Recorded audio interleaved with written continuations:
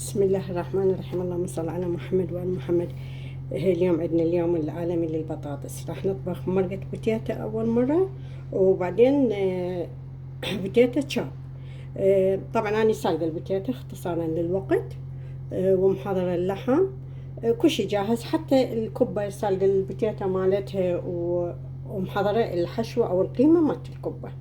هسه أول شي نخلي بتجدر شوية زيت ونضيف له بصل.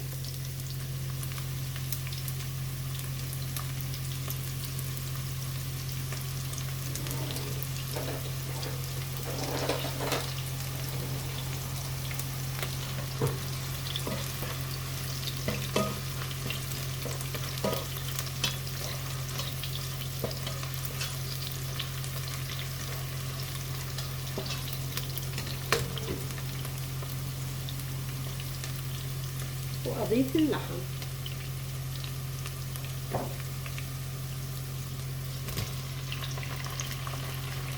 يعني هو كمية اللحم والبصل والبطاطس كل واحد بكيفه.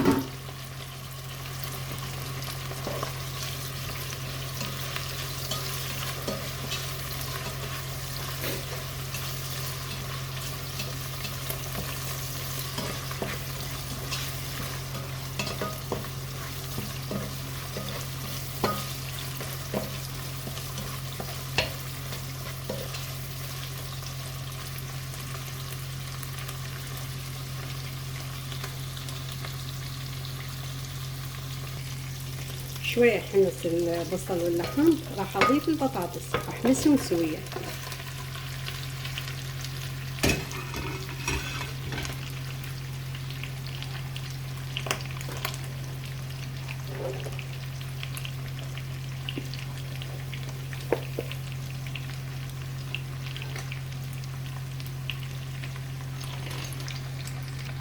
هسه البطاطس تنحمس ويا اللحم والبصل.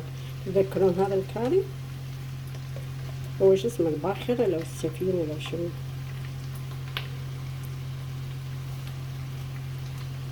راح أخلي خاشوقة مع الأكل. راح أضيف البازليا. هسه دا أضيف المعجون لين حمست البوتيتا بعد ما تتحمل هواية.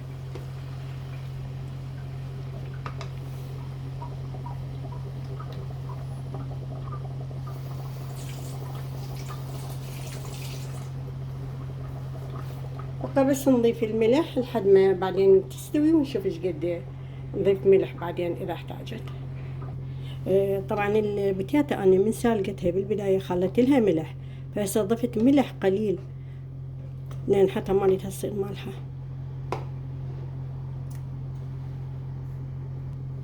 هذا الكاري هيجي انطاه اللون.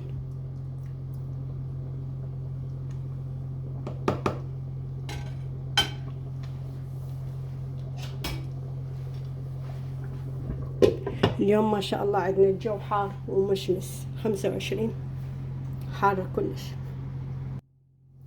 يعني البطاطس كملت ان شاء الله المرقة مالتها. هسه راح ابدي بالكبة.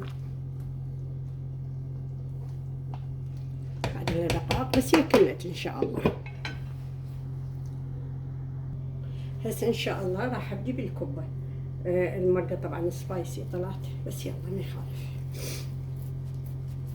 أنا بادية عندي الحساسية كلش.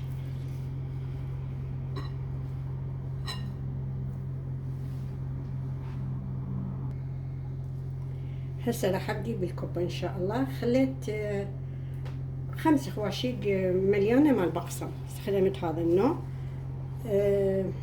وخليت لها ملح وشوية كركم.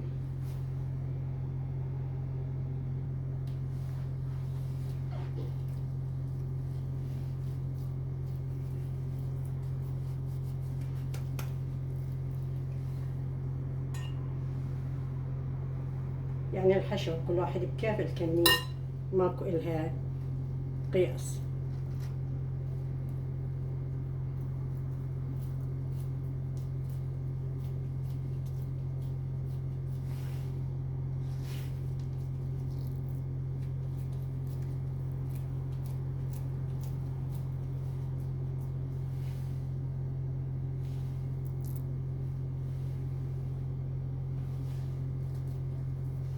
وأتمنى تتقلى بسهولة. حقيقة أنا صار لي سنوات لا طبخة بتيتا شاب ولا مرقة البتيتا، فما أعرف اليوم إيش جاني على هالأشياء. يمكن لين شفت عندنا بطاطس هواية بالبيت، البنات مشترين البارحة 10 كيلوات بطاطس، فمثل ما يقولون راح ألعب بالبتيتا ألعب، لازم في يومي أطبخ فد أكلة بيها.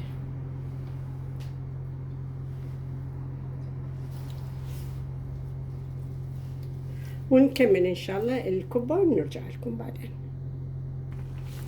هنا بديت أقلي بالبطاطس، قصدي الكبة مع البطاطس.